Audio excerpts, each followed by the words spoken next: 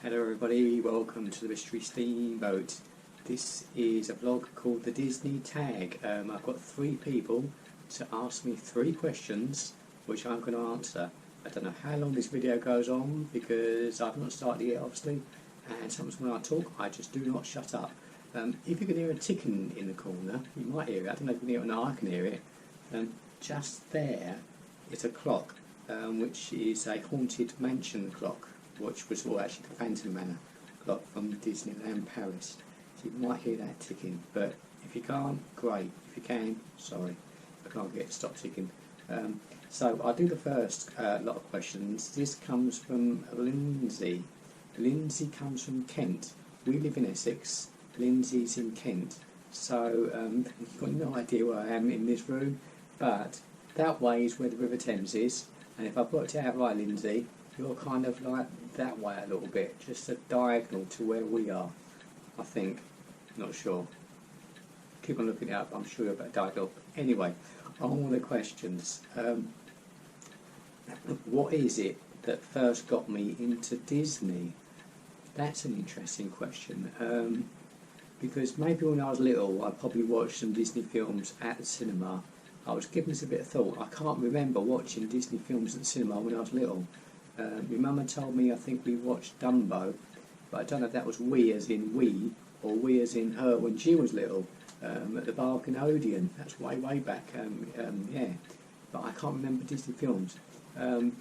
What got me into Disney, I think, was going back to 1986, when I was working, and me and 2 friends were going to go to Disneyland, Disney World, sorry, in Florida. And long story short, the 2 friends cancelled, so I didn't go. Obviously heartbroken. I wasn't in Disneyland, I just wanted to go to Florida and do the theme parks, you know. And then I think it was maybe a year, 2 years, 3 years later, I did go with my brother, and that was my first trip to Florida.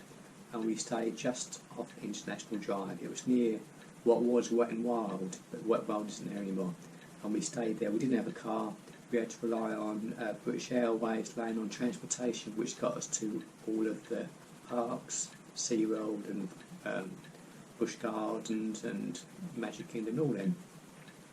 And when I thought, yes, this is it, it's when we got into the parks, and then all of a sudden, like the big wave of Disney hit me, and it's like, wow, this is really, really cool. Seeing the castle for the first time, seeing characters for the first time.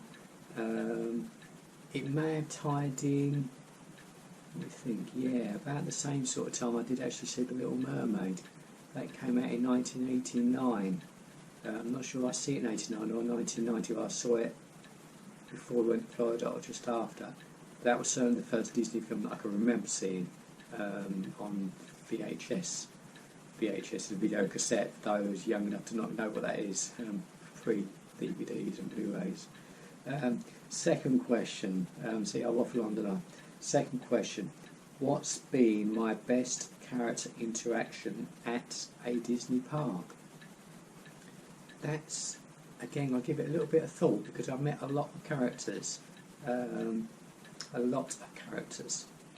I'm going to put a little picture there, I think. We did the Mickey's Not So Scary Halloween party in Florida, and I was in my mobility scooter because I've got a disability, so I can't walk very far at all now on my own. And we were meeting Donald and Daisy, and they came and did this, and it was really cool. It's kind of a shame that I didn't video that bit. I could have got my wife to video it. She just took a picture, because the video would have been even funnier. It was just so, it was that nice touch that the Disney characters make everyone feel so special, and I just love that moment. It was a really nice moment. Third and final question from Lindsay, or Linz, is my favourite Disney movie. That is a really tough one.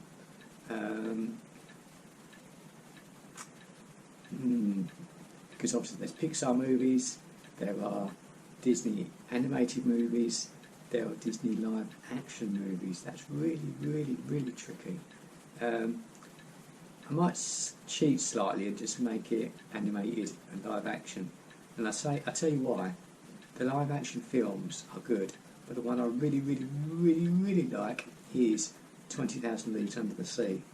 And you've seen it, Lindsay, in Tomorrowland, Discoveryland in Disneyland Paris. They've got the Nautilus there.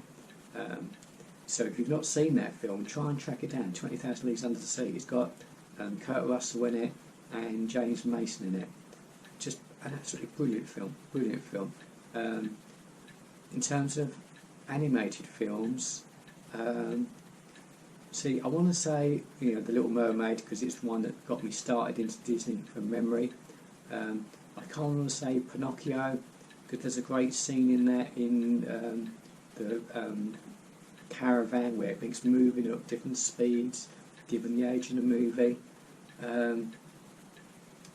Fantasia, a lot of people don't watch Fantasia. That's a good film. It's not really any speaking, it's just all set to music.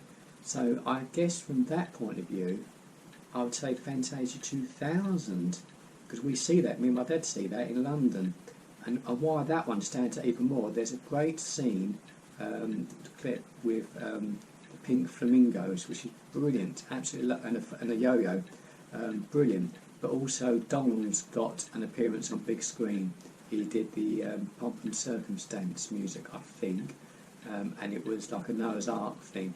So Mickey had his Sorcerer's Apprentice for years and years ago, but finally Donald got on the big screen.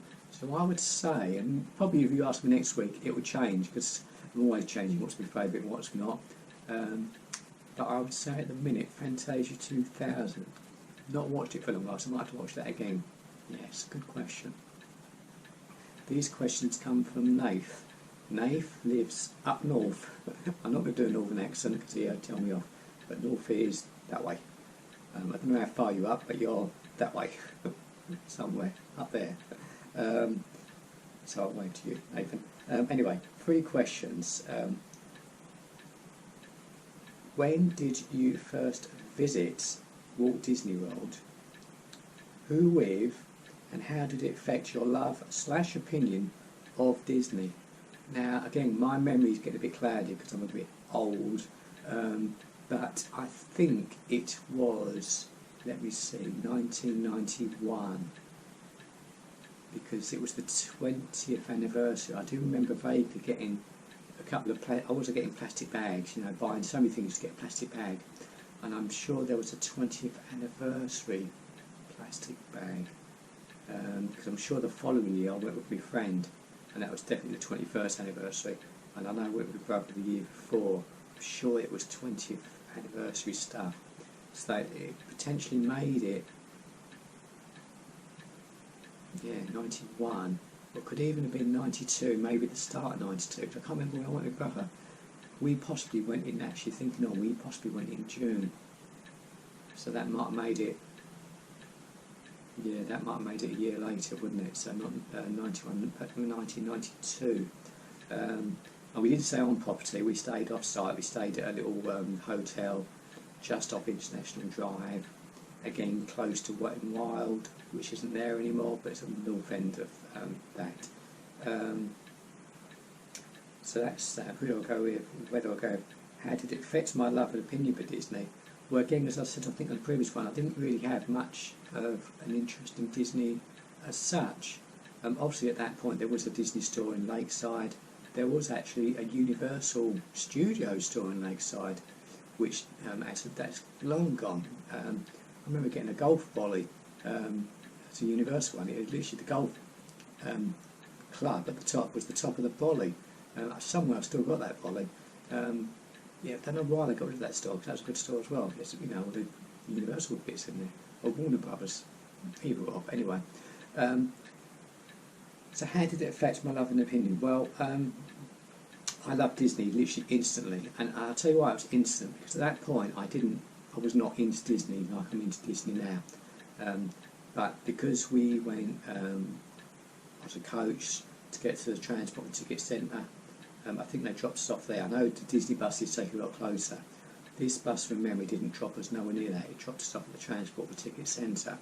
So then we had to either get the boat or the monorail to the Magic Kingdom, and we opted for the monorail because it's obviously the quickest. So that goes through the Contemporary Resort, and once you get through the Contemporary Resort, then you can start seeing things. You can see Space Mountain, you can see the Cinderella's Castle. At that point, my heart was going boom, boom, boom, boom, boom, boom, boom, boom, like that. I was getting so excited, so excited.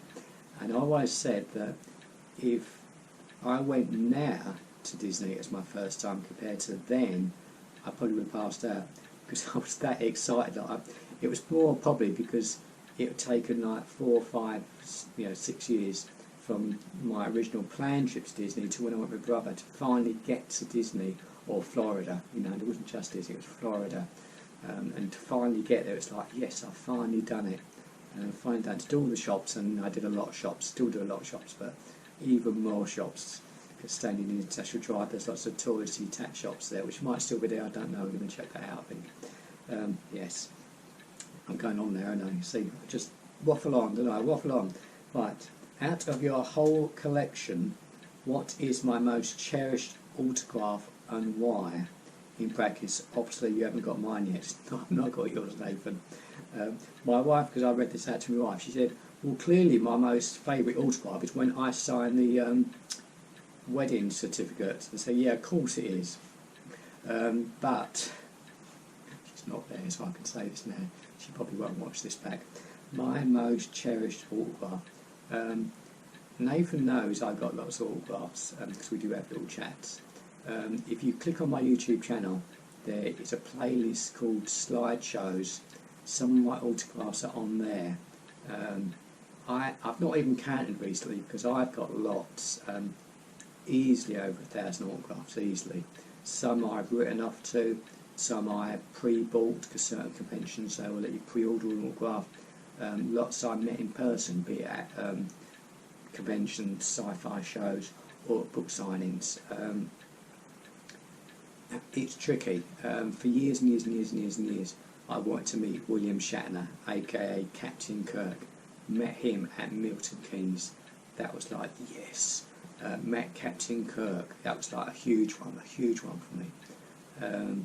Probably the best one through the post is probably Clint Eastwood, which really annoyed my mum because at that point I was living with my parents. She'd ring me up saying, I think you got an autograph through. And then she would open up and she's like, oh, have you got him? You don't even like him. I liked him before he was even born. So that was a cool one. But I think my best one, purely for me, it's the most iconic person. I say most iconic person currently alive as I record this video is Buzz Aldrin, the second man to walk on the moon. That was your clue there, because I do love NASA, I do love things spacey, astronomy and all that. Buzz Aldrin, I've got a signed book, which I'm going to put a little link of it up there, picture if I remember. That was when he was actually in this country, in England and London, and he was at the Science Museum in London doing a talk. I didn't go, I couldn't get up there because it's very hard for me to do a trip to London. But we did get this book. Long story short, my wife had kind of had a conversation with the Science Museum, and they kindly sent this book through signed. So it's sitting down there. It's in a special box, protected. A lot of my books, I've got some books down there, books in the other room. That's in a plastic box to keep it really protected. It's not the most intellectual books. It's aimed at kids, which probably suits me because it means it's full of pictures, so it does suit me down to the ground. But yeah, Buzz Aldrin, second man to walk on the moon. And Nathan's final question, because Nathan knows me a bit more than the 2 other people who tweeted me, is did your MS diagnosis change your view of life and overall outlook and perspective and make you think differently, and if so, how? MS, if you don't know, is multiple sclerosis. I don't talk about this too much, I'll be really quickly on this, but basically it's a disease that affects the nerves. So the nerves start from there in the brain, the signal goes down, the signal gets weakened. Think of it like a a wire on the electrical circuit, and when you strip the plastic off it, you then see the actual wire. Don't do this obviously, but you see the wires, and then the wires break, so that means the signal doesn't quite get through. So when you want things to move, they're not quite moving like you want them to move. So that's it in a nutshell. Google it, and there'll be probably people talk about it. You get a better explanation than me, because there's lots of things that happen with MS, and I'm not going to dwell on all those things and what happens to me. But did it change my perspective, outlook in life, think differently? Yes, because the very first incident I had, I lost my sight, and that meant I had to go into hospital in London. I'm not going to dwell on that too much, but I lost my sight. It finally came back, but then it made me appreciate the things that I would miss if I had no sight. And it was the really simple things. It's not watching telly, reading a book, looking at autographs. It's the simplest of things. Looking at a blue sky, looking at the green grass, looking at the blue waves crashing on the sea front, those simple things. You could hear things, but I've missed not seeing green grass, blue sky, and sea, ocean, whatever. Yeah, so that was a big wake-up call to appreciate the simple things. Although I'm quite a materialistic person, because you can probably see there's lots of Disney stuff here, there's everywhere. I'm very materialistic, but I do appreciate the simple things in life greatly. So that's a great question, Nathan. And the final set of questions, I hope this hasn't gone on too long, I do apologise if you got to this point in the vlog. This is from Sharma. I do apologise if I'm misspelling this. Is it Shama? Is it Sharma? You live in San Francisco. I'm not going to do the song. I left my heart in San Francisco, but I did. But tough. San Francisco is, as I'm sitting here, is definitely that way. A long way that way. The other side of America. Way, way, way over there. I've been to San Francisco as a California trip. We went on a coach trip. Love San Francisco. Very difficult to do it now because, well, I don't quite know how or whereabouts you live in San Francisco, but you obviously know, roads are like that, very steep roads. I don't know how I cope with that in my mobility scooter. My mobility scooter, I'm not sure if they're called that in America. They might be called EVCs, electronic something. That's what they're called in Disney, EVC. So if you're thinking, why is he called it a scooter? It's an EVC. So I sit on it and I scoot off. But anyway, your questions are: what is the longest line I've had to wait in? I could say the longest line was waiting for a toilet / restroom when you bust in to go and the queue goes on for miles, but it's only 3 people and I really want to go. But that's not the longest queue. The longest queue, I'm not going to say Disney. You probably expect me to say Disney, and I'm not going to say Disney because we do disabled viewpoints now. We don't necessarily queue as much, either because there's not a big queue. Certainly in Paris, you go down the exits to get to stuff, or they give you a return time. Or I just don't do as many rides as I used to because I'm scared of falling over. And then going back to when I was walking a lot better, unaided, this was in the time pre-Fast Pass Plus and all that, so you just queued up for a ride, and even then it probably wouldn't have been the longest queue.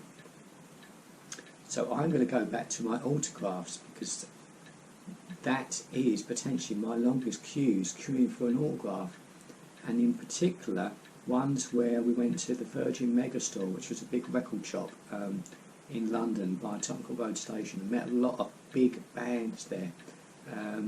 And I'm trying to work out which was my longest, because one of them I was waiting a long while for, and I think it was Motley Crue. So you might not be old enough to know Motley Crue. That makes me feel old. Motley Crue came out in the mid-80s. They're an American band anyway. They did Kickstart My Heart and Girls, Girls, Girls. YouTube it, because you probably might know some of the songs. That was a long queue. I waited a good at least 3 hours for that one. just made it in time because I left work, because I used to work in London, but I had to jump on the underground to get there. Underground is the equivalent of subway for America, because you've got different words. And I just made it to the end of the queue before they cut the queue off. And I got a CD signed, by Motley Crue. If it wasn't them, then it could easily have been Alice Cooper. Because I met Alice Cooper twice. I once was at Tower Records at Piccadilly Circus. Now, I always try to get at the start of the queue, because you've got a queue either way, and if you start at the start of the queue, you might have a better experience with them before they get too warmed up, signing, whatever. So I think, well, actually I met them in HUV in Oxford Street as well. So both times I know I was potentially 10th, 20th in the queue. But the Tower Records one was more memorable because I think, again, I was waiting 4 hours, I reckon, at least. But it was in December, and December in England is freezing cold. I think it was even snowing. It was that cold. We were all like, please let us in the store, we're freezing. They would not let us in the store until Alice turned up, then they started letting us in. So that, I think, is my longest queue, a 4-hour wait to meet Alice Cooper. I'm sure that's the one. That's the more memorable one because of the snow-cold situation.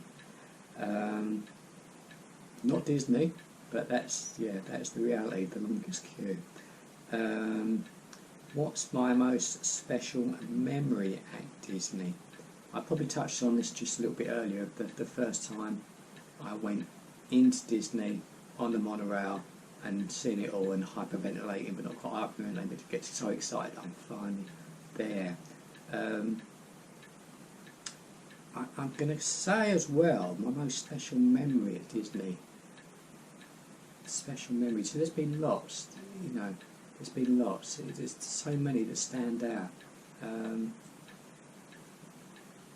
We had a mini moon in Disneyland Paris.